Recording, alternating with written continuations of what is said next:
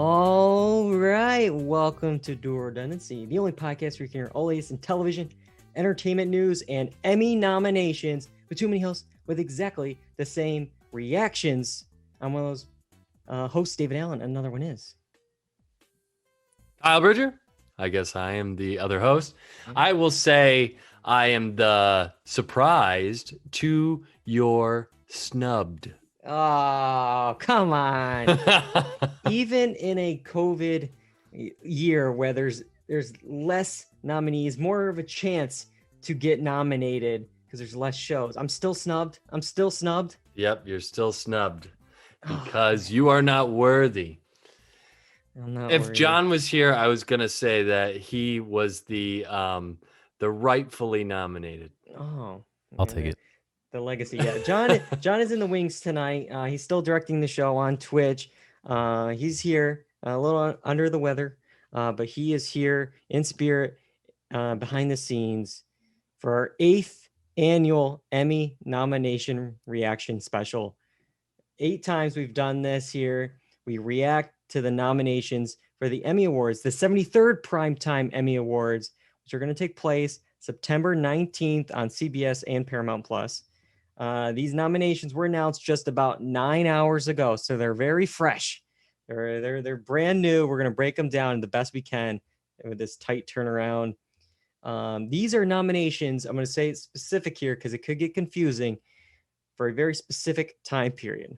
The Emmy nomination eligibility is June 1st, 2020 through May 31st, 2021. So anything that came out in the last month or two, that's next year. That's next year we can complain about it being snubbed. Mm-hmm. This year, it's that time period ending on May 31st. The timeline is always wonky to me because I'm like, when did this come out? And it feels like forever ago. So at least this one's a little better than the Grammy one. The Grammy one is like, it's like, I think it ends in October, but it's like October 2019 to October 2020, but the show wasn't until like February 2021. Yeah, it's terrible. It's stupid the way they do it. It's way off. But we're not talking Grammys, we're talking Emmys. We got a lot to get to. We're going to try to break it up best we can by the category: drama series, comedy series, limited series. But before we get there, we're going to start overall nomination stats. There was 2 drama series that led nominations with 24, and they were The Crown and The Mandalorian. They were followed very closely behind by WandaVision with 23, and then you got The Handmaid's Tale and Saturday Night Live with 21, and then finally Ted Lasso scored 20. If we look at just major nominations, it was actually Ted Lasso that got the most with 13, and then The Crown and Handmaid's Tale with 11.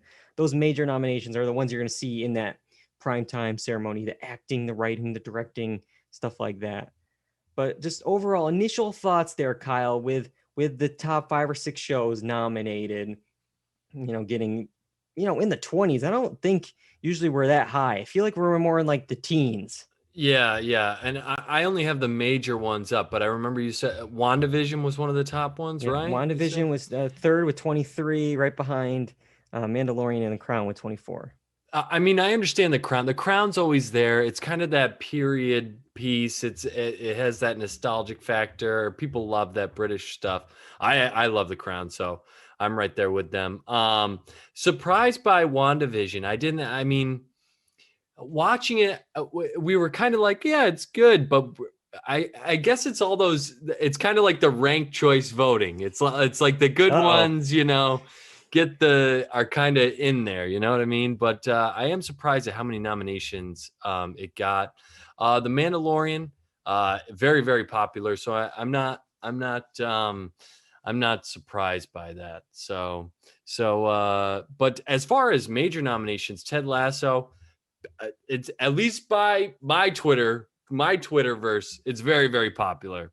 And it was a feel-good show during a time that was a rough period. Let's just say that. So I can see the love for it. Yeah, what happened there? Yeah, you got shows like WandaVision and The Mandalorian. They get a lot of those technical awards. I mean, just looking at it for WandaVision, for instance, they got fantasy sci-fi costumes. they're getting special visual effects, they're getting sound editing, they're getting, period costumes, because it's like they're doing all these different time periods and editing. And so of course they're going to get a lot of nominations there. Mhm. If we look at, I guess, services, if we look at channels, what Mhm. channels got the most nominations? HBO, Netflix, they always battle back and forth for the total crown. 2 years ago, HBO held on to their lead, but last year Netflix actually took it over. It was like 160 to 107 last year. This year, though, HBO and HBO Max took back the crown. 130 nominations for them, beating Netflix by one nomination. They still got the win. Disney Plus in third, 71 nominations, and then NBC with 46. Mhm. Very good. And Disney Plus, kind of a newcomer, a year or two in, 71 nominations, and it's like what, over like how many shows? Like WandaVision, Falcon Winter Soldier, Yeah, not Mandalorian. many. Like Yeah. it's like Yeah, they really rake in. I mean, Disney is very, very popular, and they own everything. So, it's not surprising that they would hit off right away. But I will say that Netflix seems to be kind of a television powerhouse. They're still trying to branch into that movie kind of world and get the respect they deserve for that. But Netflix is a powerhouse when it comes to TV, and I gotta imagine it's just because of the sheer bulk of content that they quantity. have. Quantity maybe over quality, Yeah. because even like last year Netflix had the record nominations, but it was HBO, they still won more. They had 30 wins versus 21 wins for Netflix is one of the services that actually hasn't had the series nomination win yet. Yeah. Hulu was the first one with The Handmaid's Tale, and Hmm. other series have or other services have gone in and gotten it before Netflix has, despite all the money that Netflix is spending. um, for the first time this year, though, the TV Academy is now grouping nominations in a different way, by corporate ownership. And that actually changes things. HBO doesn't get the crown. Netflix doesn't get the crown. Disney gets the crown because they have 146 nominations. And that's thanks to ABC, Disney Plus, FX, Hulu, etc. It's just, Well, they have that the just goes most. to show you how much of a monopoly they have. Like, they own so many properties. I mean, of course. Yeah, so they have 146, and then Warner Media has 138, and then Netflix again 129. Mm. So yeah, they're doing quite well.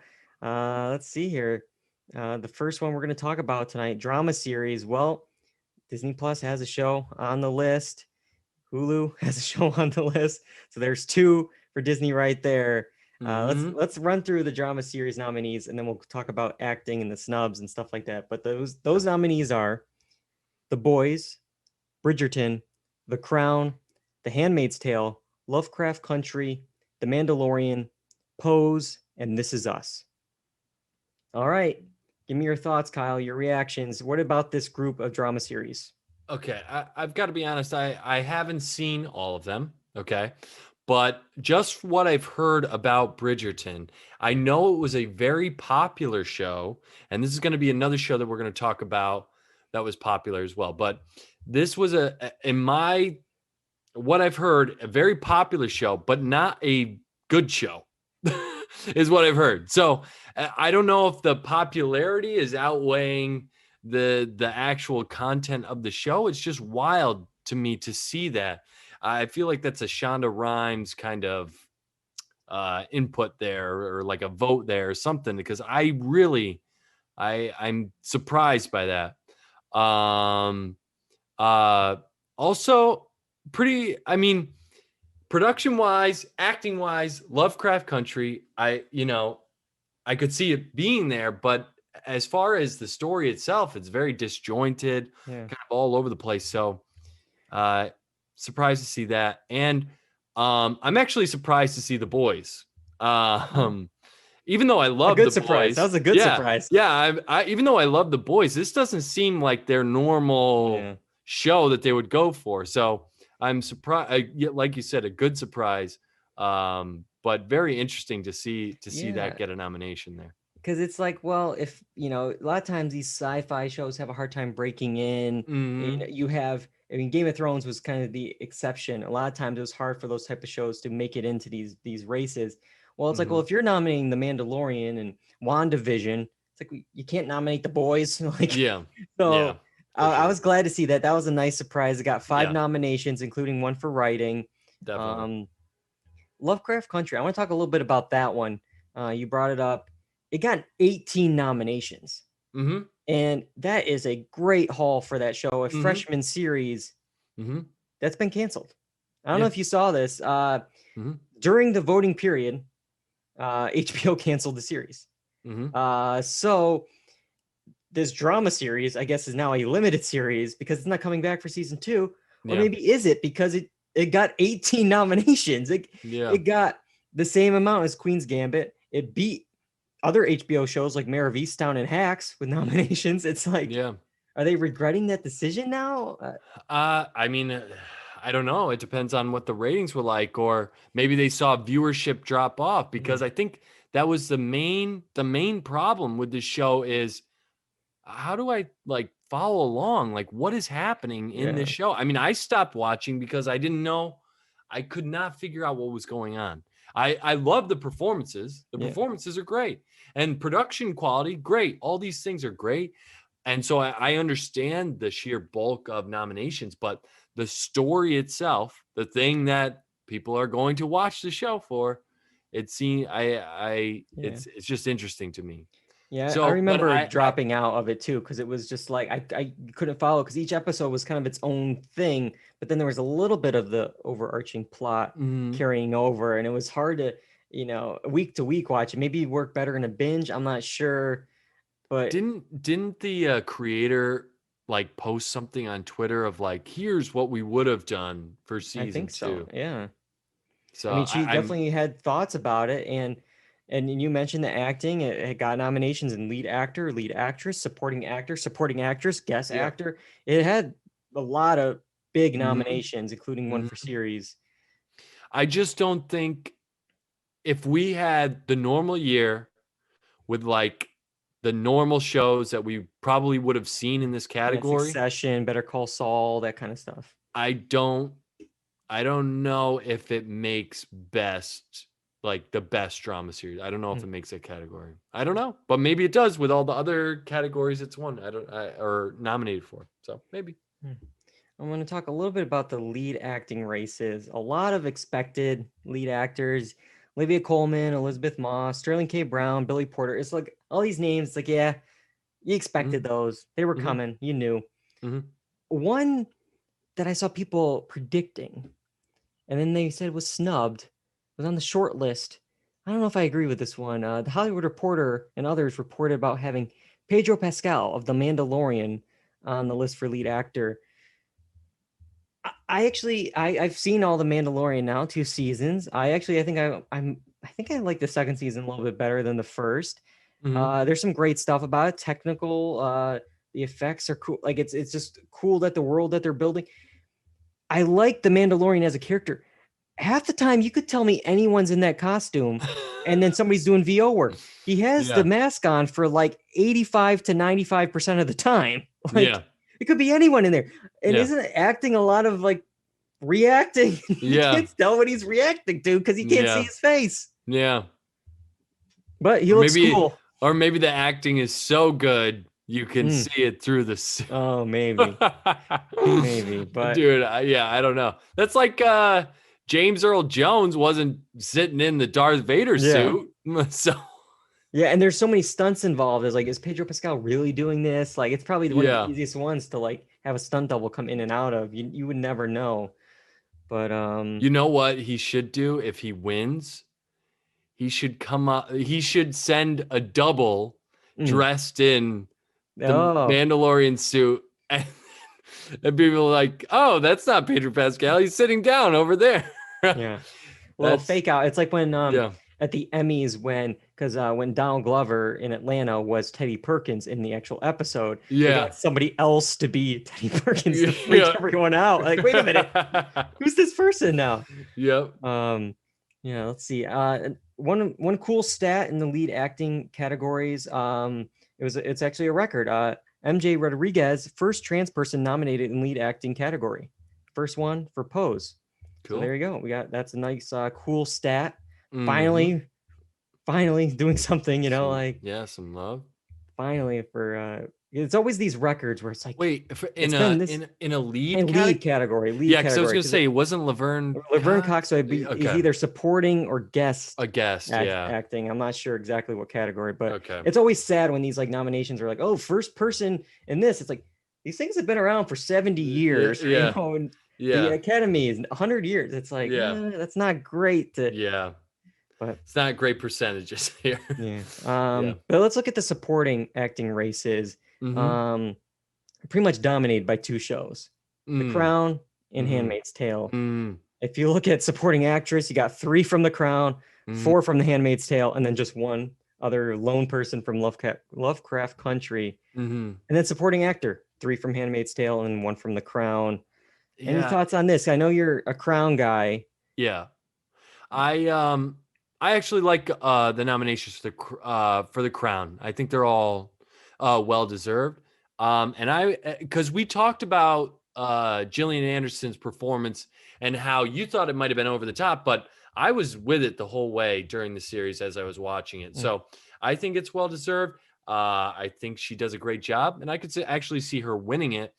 I don't know enough about The Handmaid's Tale anymore. I saw maybe an episode.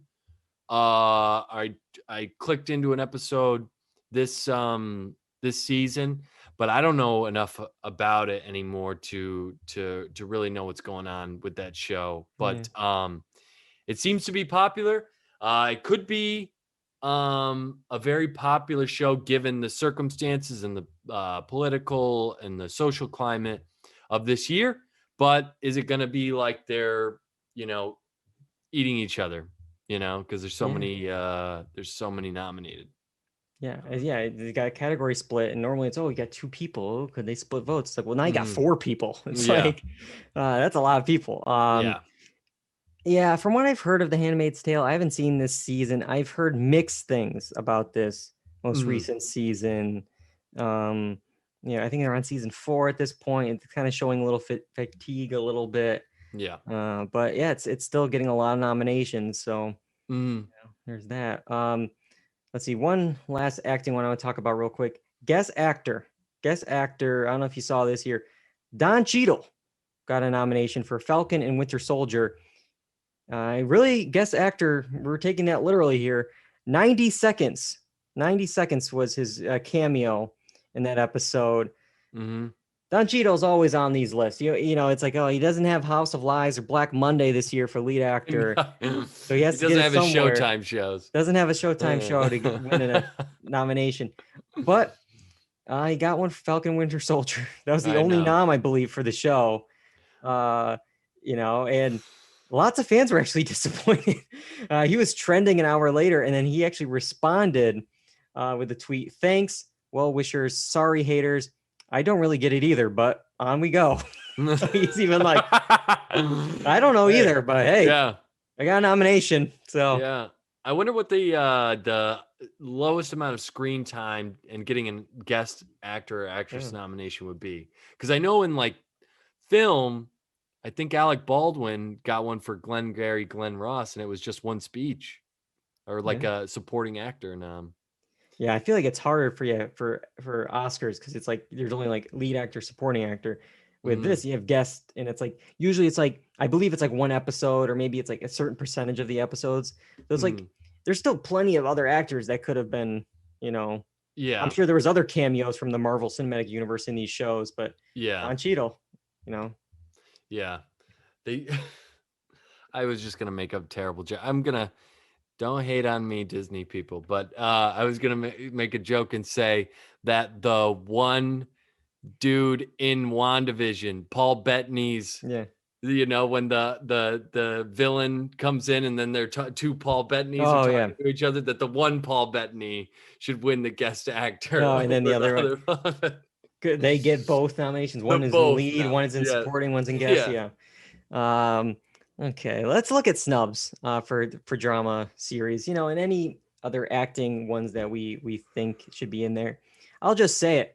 She's not eligible this year, but we have to say it every year. Ray Seahorn. Why not? Yeah. Throw her into this. Throw her in. She needs to be in there. Ray Yeah, Seahorn. this could have been the year for Better Call Saul, man. If they It really could have. had, you know, because it's like, yeah, we're missing Succession, we're missing Better Call Saul, we're missing all the usual people in this category. I feel like, man, they would have cleaned up this year. I think they would have won, like, because yeah, they're always like, I think second in these things too, like a show like Succession or, you know, something like that. It's like, oh yeah, it's gonna be criminal if they don't win some kind of awards coming up.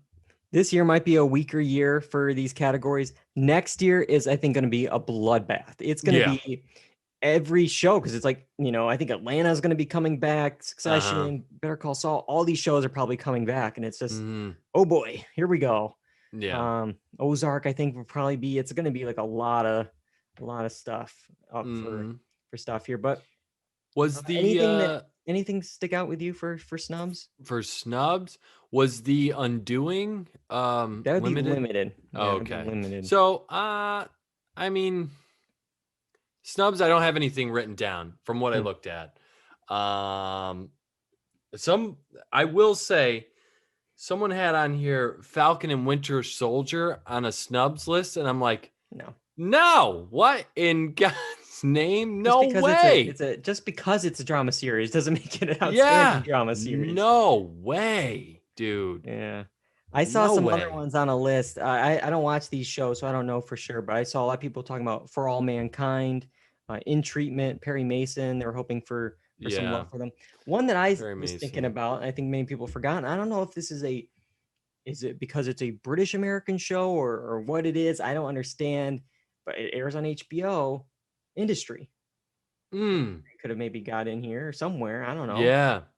I mean, I would have been for it. I thought it was a good show. I'm for it. I could have been down with that. Yeah, I could have been down with that. Even some like acting noms for that. I thought the cast was great. So, and if we're talking acting noms, it's like, okay, well, The Boys got nominated. I don't know, why not? You know, the actor who plays Homelander, or even this season, Aya Cash. Yeah, why not? I don't know. For real, because they are really good in their roles. I mean, to make that, I mean, it's a crazy superhero world, and to make it realistic and like. He is possibly one of the greatest villains on TV at this time, at least. I definitely agree. And it's like, you have 4 Handmaid's Tale people. You can't have Aya Cash just get one slot. I don't know. Yeah. All right. I think that's it for drama series, unless anything else is sticking out to you for drama. I got a lot more to say, I think, in comedy. Yeah, I don't have anything else written down. All right. Let's move to comedy. Comedy series nominees are Blackish, Cobra Kai, Emily in Paris, The Flight Attendant, Hacks, The Kominsky Method, Pen 15, and Ted Lasso. A lot of newcomers in this category. 75%, I believe, are first timers in this category. A lot of new stuff in here. I got some questions, Kyle. Yeah. The Flight Attendant is kind of a dark comedy. Surprised to see it on here. Hacks, I watched those 2 episodes. I'm kind of interested. I'm willing to stick around. Maybe with this nomination, maybe I'll check it out a little bit more. My Twitter feed loves Hacks, and it's one of those shows. It's like, did I miss out? Do I have to try again with that and The Flight Attendant? Because people are loving it. I actually liked the first couple episodes of Hacks, so I'm willing to go back and check. I just kind of dropped off the radar for me. So, but yeah, same thing with my Twitter versus people seem to love it. So I'm going to go back and check. The Kominsky Method, I just feel like is one of those This Is Us nominations where it's just in there now. It's just in there now. Yeah. But I'm glad to see Pen 15. I love Pen 15. I don't think it was as strong as last season. I think some of that stuff has worn off a little bit, but still very, very good. I really think Ted Lasso is going to win this year. I mean, just with the year it had, with the year that it was, and the love it has, everyone that watches it seems to As far as I know, love it. But the one question I have about this category, Emily in Paris. Yeah. Like it was a resound, like this thing almost, like we almost canceled this thing, right? Like Yeah, I mean, because of there was a controversy with the Golden yeah. Globes about paying off people to get their nominations for the Golden Globes, and everyone's like, okay, we made all the jokes then we were talking about it for Golden Globes. This was a legit shock for me. I was really, we're doing this for series here, and I'm like, okay, what else did they get nominated? What else is on the list here? Mm-hmm. Well, they got comedy series, production design. That's it. Wow. So it's like the acting, the writing, the directing, the editing, none of that was good enough, but it got series.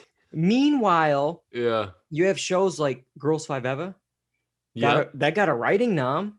So it's more better written. I can't even talk. I'm not getting the best speaking. I mean, that's for sure. It's a better written show.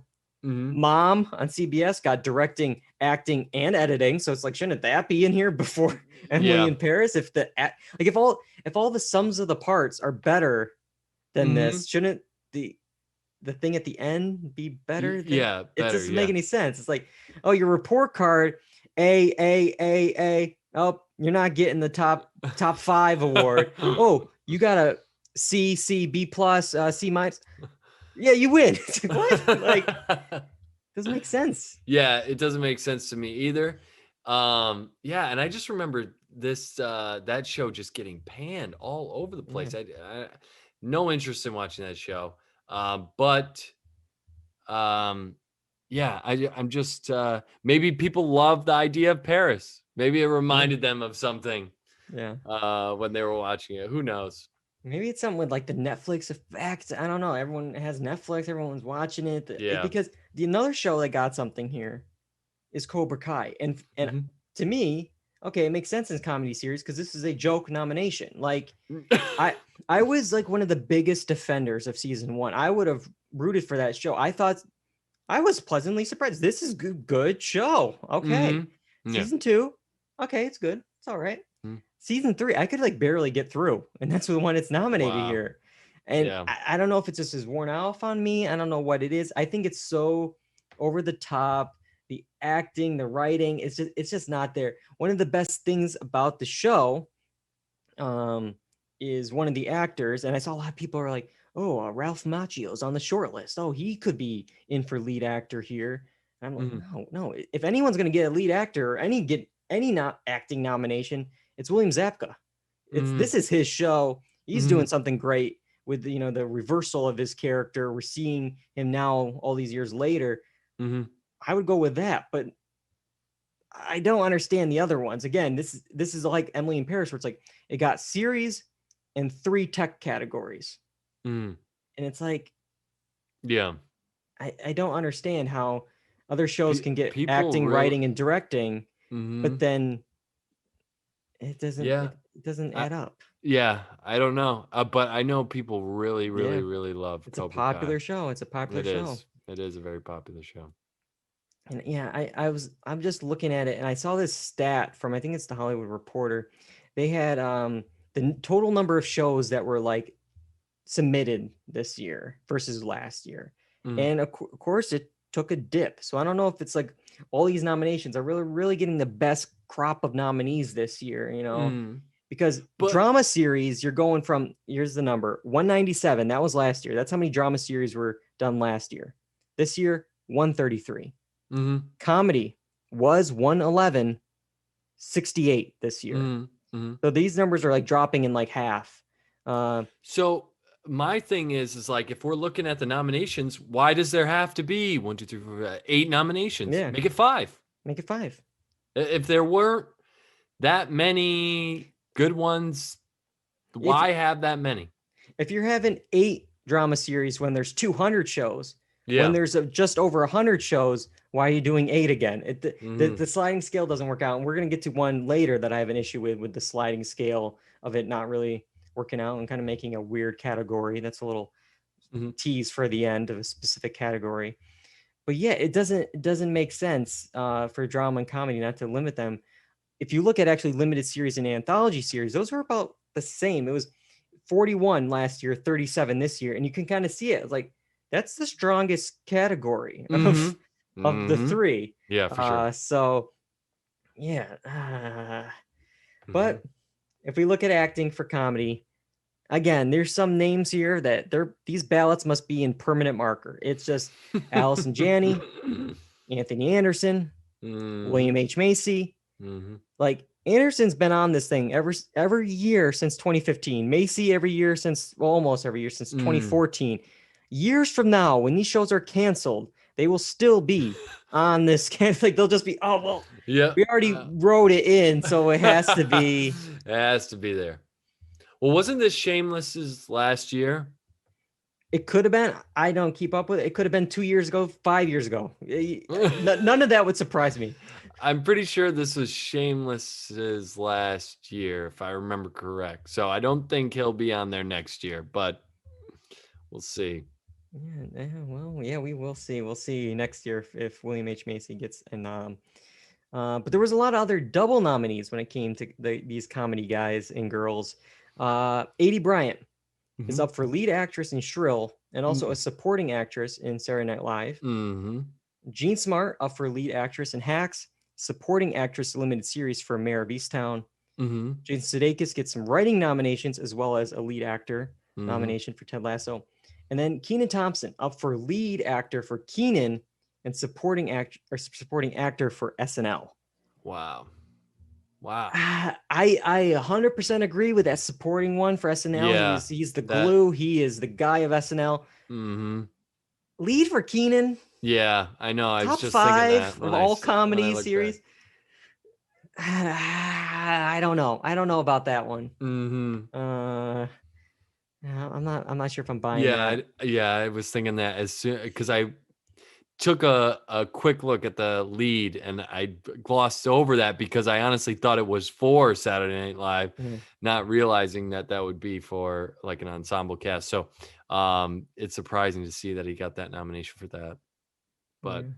um you know, I yeah, I don't know with that lead actor. It seems like a pretty weak category, Yeah, it, honestly. it seems like it's a kind of boring group because again, it's the same Mhm. 3 or 4 that are in it every year, Mhm. and the only one that's really different is Jason Sudeikis and Kenan Thompson. I mean, Yeah, yeah. So with that lead actor, you're saying that all of those I mean, there is something to be said about consistently acting in yeah, a role, but actors will tell you that the more you do the role, the easier it gets, the less you have to prepare. So what are you doing that's revolutionary about that? But yeah, to be fair, there's something to yeah, say about consistency, but what are they doing that's new? That what are I don't know. yeah. I don't know. I don't know either. And supporting, kind of like drama series, it's dominated by 2 shows. Of course, it's expected. SNL cast members are usually showing up here. Yep. We got 5 this year, including one for a very deserved Bowen Yang. Yeah, I was just thinking that. He's actually the first featured player to be nominated for an Emmy. A lot of Mm-hmm. times it's like the primetime players will Mm-hmm. get their nominations. He's the first featured player, so that's like okay, you're getting a bump next year. You're gonna have Yeah.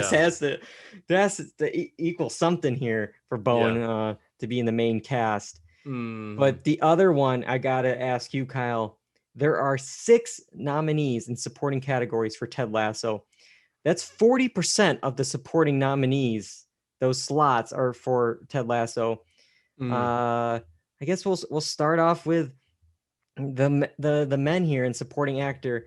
The Hollywood Reporter predicted that 5 would get it. 4 Mm. got it instead.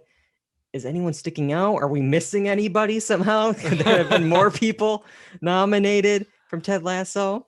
uh for the females, both both I would say are deserving. I would Okay. say both of them are deserving.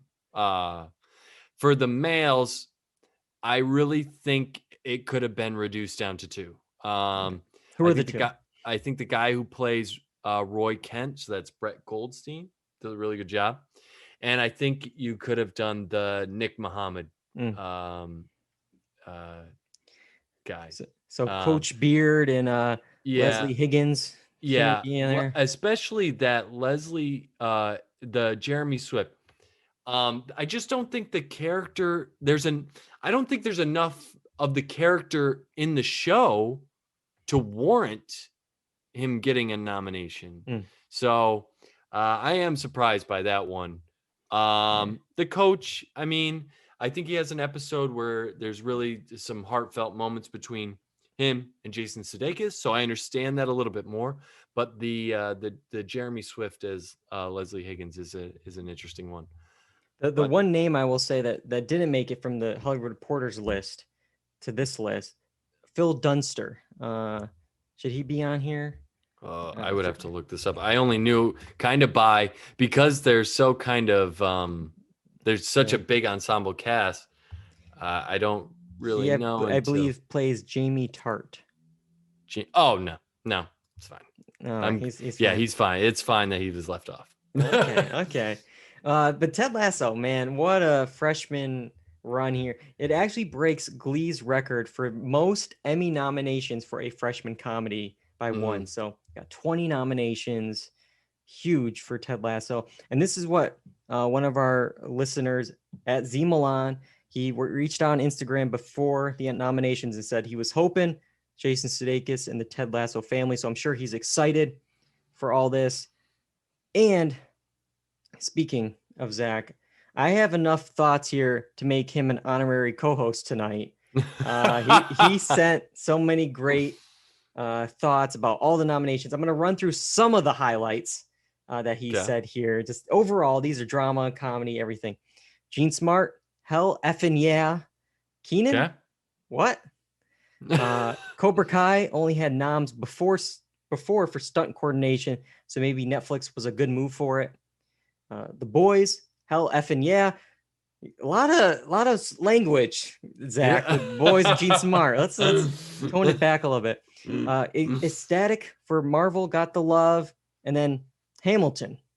Really, we'll get to Hamilton. We'll talk about Hamilton in a little bit. But any snubs, Kyle, for you in comedy? Any comedy acting and writing and series? Anything that stand out to you? I would just say the Girls Five Eva. From what I saw of it, I thought it was, especially in a year like this, I thought it was worthy of a nomination. Definitely some acting categories. So it's just surprising not to see more love for that show. Maybe it just got lost on Peacock. Maybe. Yeah, I don't know what other thing on Peacock even got any recognition. I mean, Girls Five Eva did get a writing nomination. Any of those actresses could have been up for supporting actress. Renee Elise Goldberry, I think, should definitely be considered. We're talking about different actresses. These would be in lead, but both leads from Pen 15. Yeah, I think that neither, both could be in here.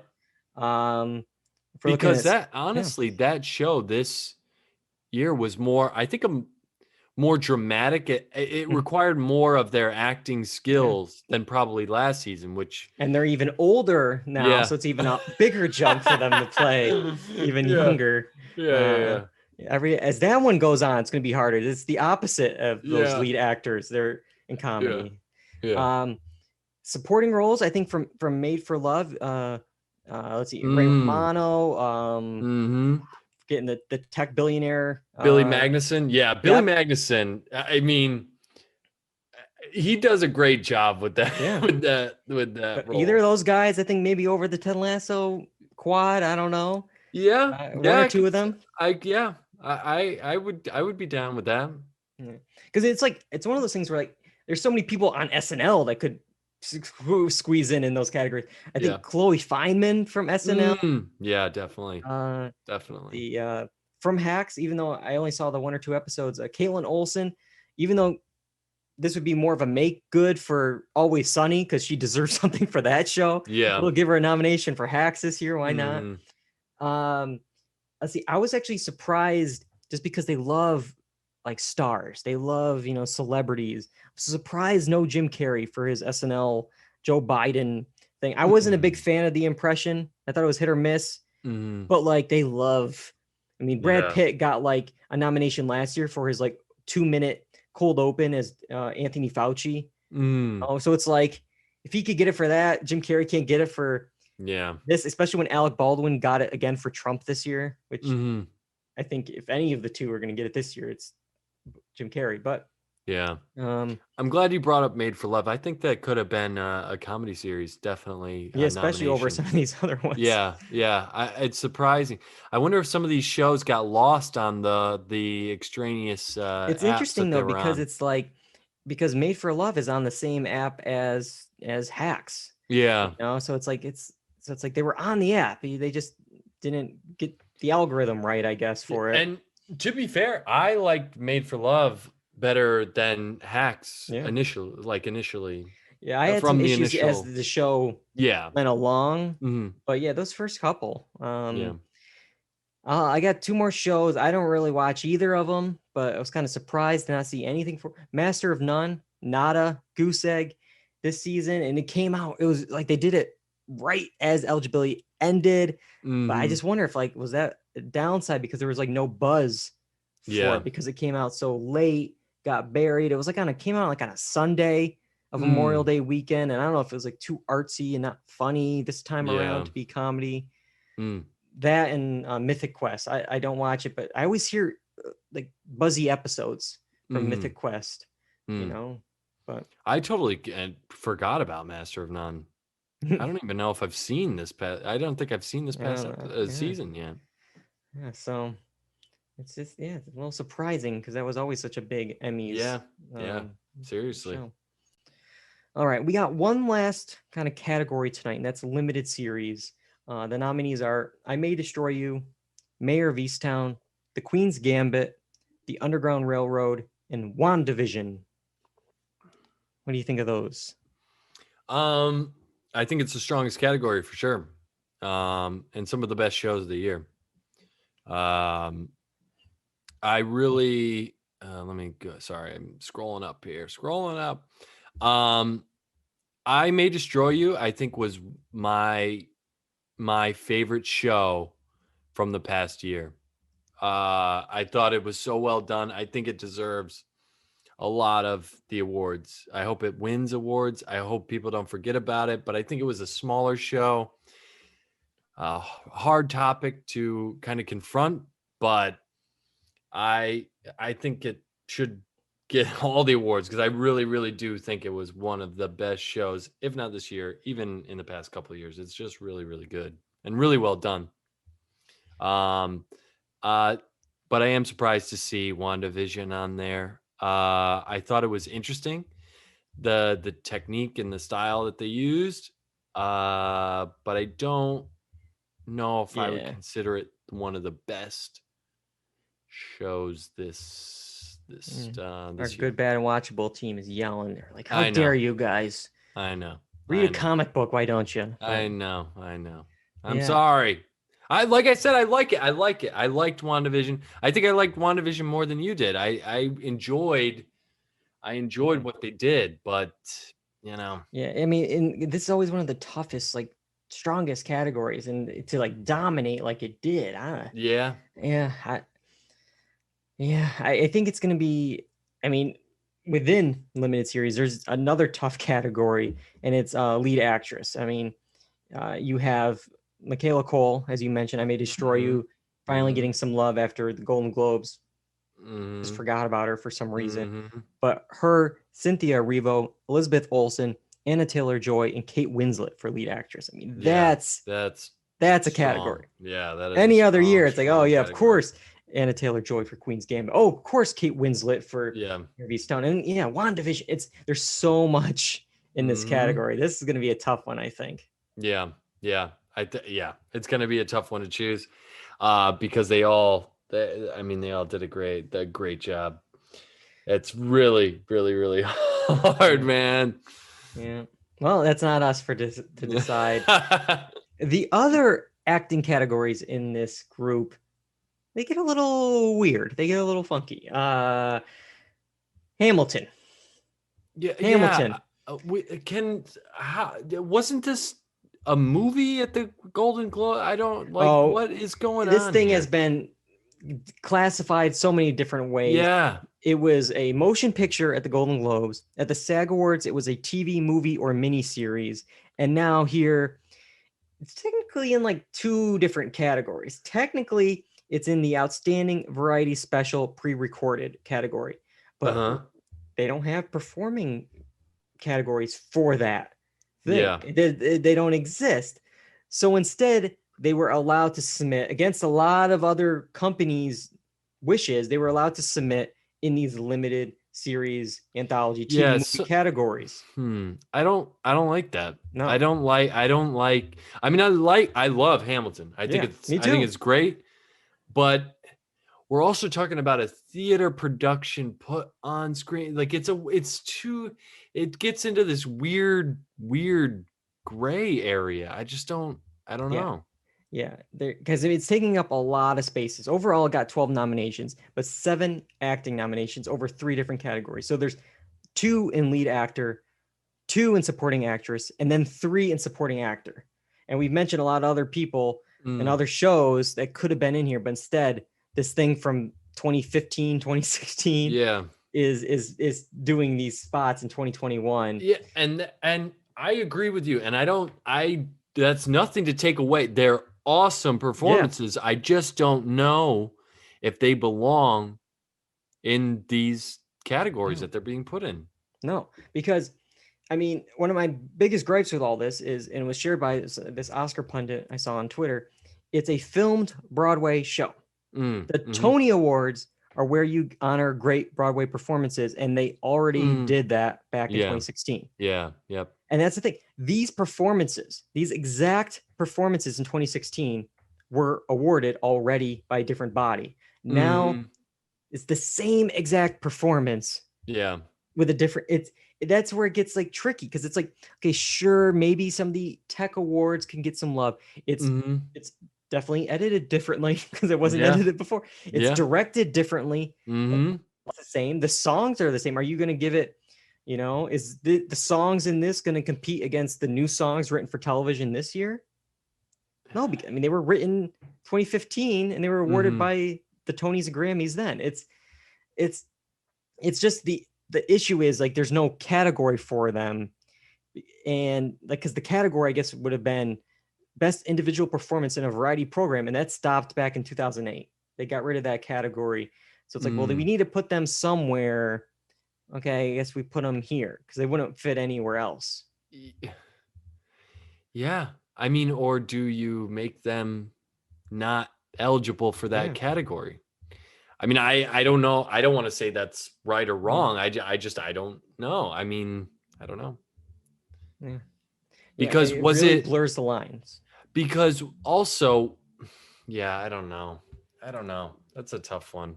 Yeah, and I'm worried about the main category it's nominated in, Outstanding Variety Special, as I mentioned, the pre-recorded Variety Special. I'll give you a list of the nominees because it's a stacked group as well. Okay. Hamilton, obviously. Bo Burnham's Inside. Oh, man. David Byrne's American Utopia. 846 by Dave Chappelle. Friends, The Reunion, and a West Wing special. Those are all the specials in this category here. Wow. So it's like, Bo Burnham Inside. Like, there's something here.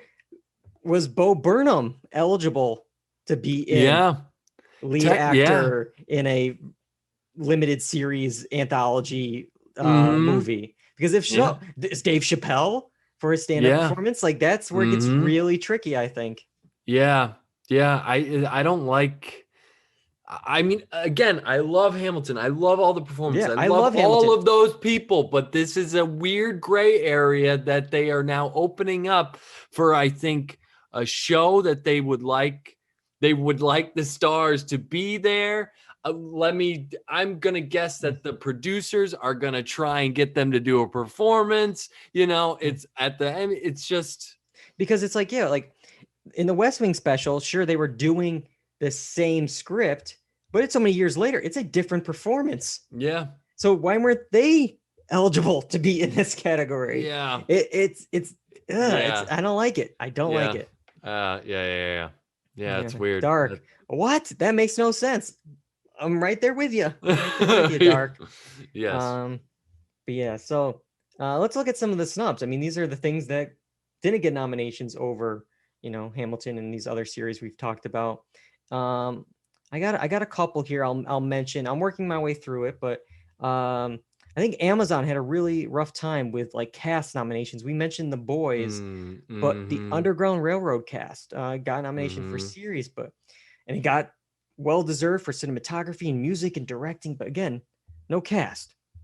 Got a nomination for casting, but not for the performers again. That is insane. What is it doesn't make sense. It's Doesn't like make make sense. it make sense. You Yeah. cast these great performers that are not going to be nominated. It's so You weird. cast them, you directed them so well. The series is great, but they don't deserve a nomination. It's like, what? Yeah, And that's insane. and another one. This one's a little bit more complicated because this really, is this TV? Is this film? What is this? Small acts. It only got Yeah. cinematography. But I think this was Steve McQueen's group. So you got like actual filmmakers. Barry Jenkins was for Underground Railroad, but like a lot of them were like, well, wait, what is this? Because And wasn't that going for the Oscars too?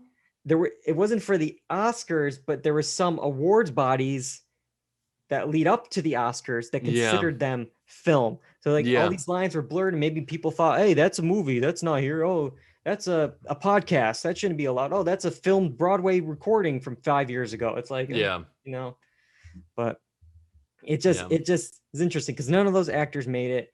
And I have a couple more actors, and I'll get some of your thoughts. Bill Camp, Queen's Gambit. Yeah, I was thinking that when I saw this. Yeah. Marielle Heller from Queen's Gambit, her mom.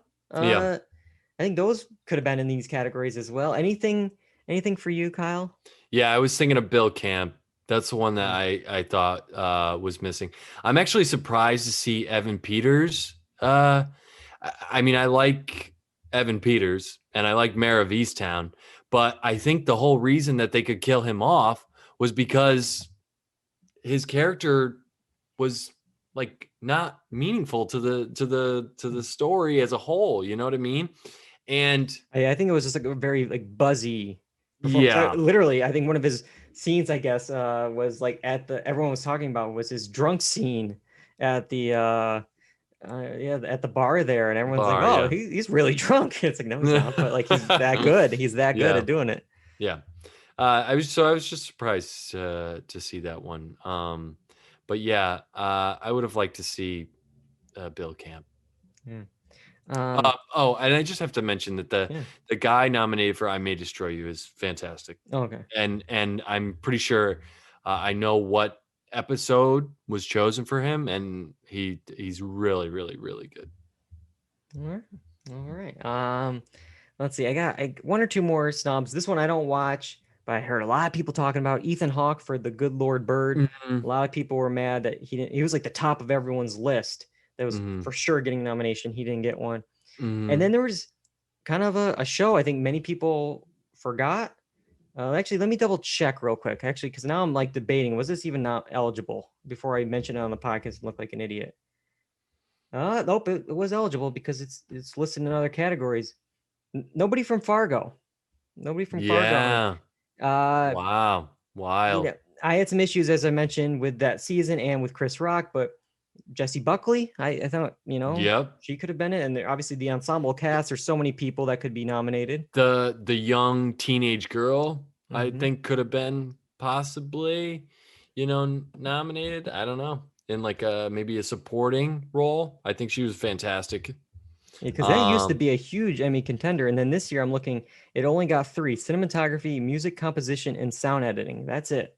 Yeah. I mean, I think that first episode was a good episode. Was really, really good. So I could have seen writing for that or editing or something for that, because that first sequence is really interesting and compelling. So yeah, I'm surprised not to see more of that on there. Wow. Yeah, and I have one more snub. It's kind of related to these limited series and miscellaneous categories. So think about any other overall snubs that you may have, Kyle. But my main one is How To with John Wilson. I thought this show should have gotten something somewhere. It would have been in the Outstanding Variety Sketch Series category. And that category has only 2 noms. Saturday Night Live and a Black Lady Sketch Show. Those are the only shows up for Outstanding Variety Sketch Series this year. And that's because they have this sliding scale. This is the tease I had way back when. And when we're talking, I think drama series, I said there was a sliding scale issue. We should have gotten less nominees in these comedy and drama series categories. This category only had 9 submissions. So according to the Academy, there's only 2 spots up for grabs. And it's like, okay, well, if there's, I don't think there's going to be hundreds in a normal year. What is it?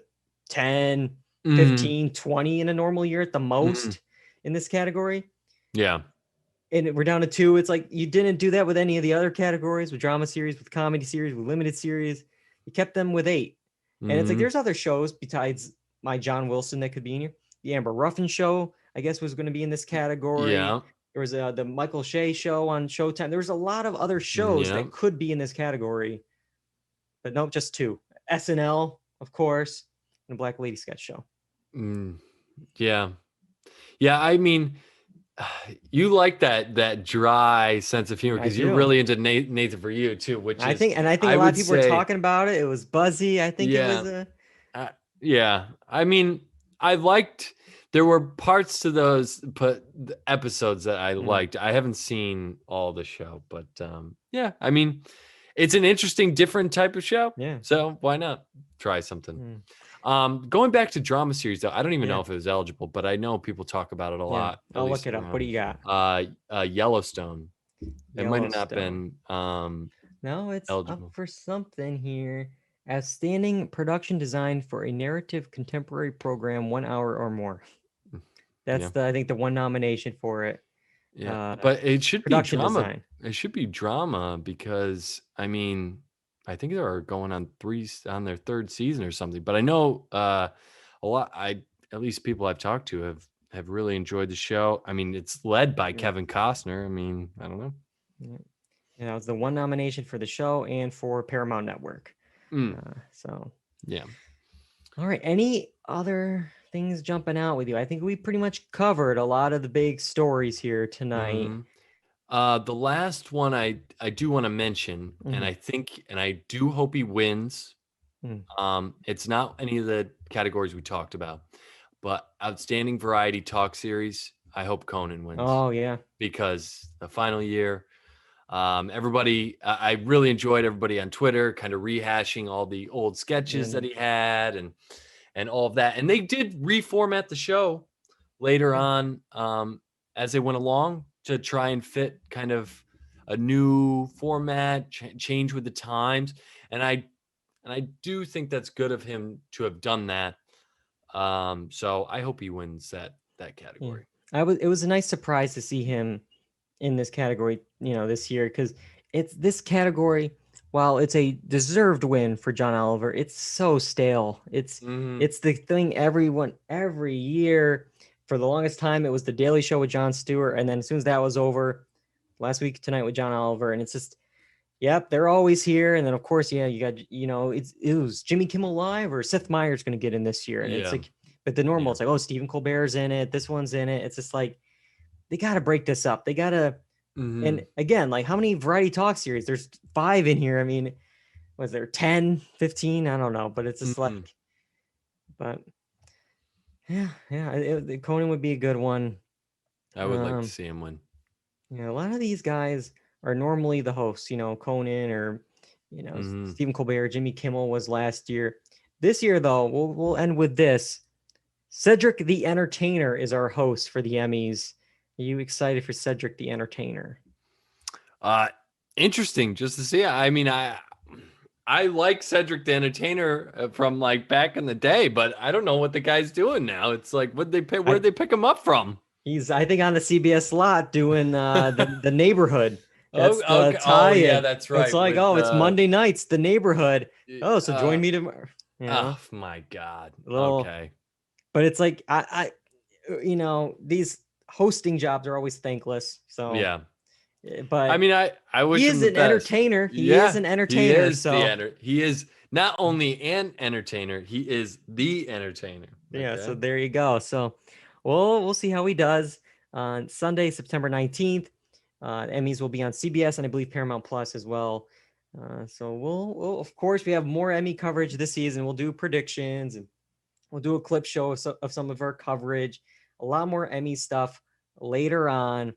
But next week we have a new show, another Apple TV Plus show, Schmigadoon, a musical comedy series. And then it's time to jam. Welcome to the jam. It's Space Jam, a new legacy. We're going to break it down. We're going to break down a new show and a new movie next week on the pod. But don't worry, we didn't forget I Think You Should Leave. We're giving ourselves an extra week to binge the whole series. So then, dude, I'm in 2 already weeks, 6 through. you're already I'm already 6. I'm conserving. or no, 4 through. I'm doing Wait. one a night. One a night is. I do it, before dinner. I eat my vegetables and that's the dessert. Yeah, okay. Yeah, so that's fair. But yeah, we'll talk about that and we'll catch up on this show on HBO, The White Lotus, in a couple of weeks. But next week, Schmigadoon, Space Jam: A New Legacy. Make sure you never miss an episode by going to YouTube, iTunes, Spotify, the blog, doorduncy.com. And of course, we're live Tuesday nights on Twitch, twitch.tv/doorduncy, usually 8 p.m. Eastern. And make sure you're following us on Facebook, on Twitter, on Instagram at Dual Redundancy to get your thoughts into the show. I want to thank both you guys for joining me tonight. Even though John was not on camera, he was definitely here behind the scenes, directing the show. And of course, he's going to get this episode up on iTunes and your podcasting platforms. Couldn't do it without both of you guys. Thanks, guys. Yeah, yeah, dude. I was just gonna say, John, you'll have to show us how the new plastic surgery turned out. Yeah, next week. Tune in then. Until then, I'm David Allen. I'm John Berwick. And I'm Kyle Bridger. And that's all we got for Dual Redundancy. Goodbye, everybody.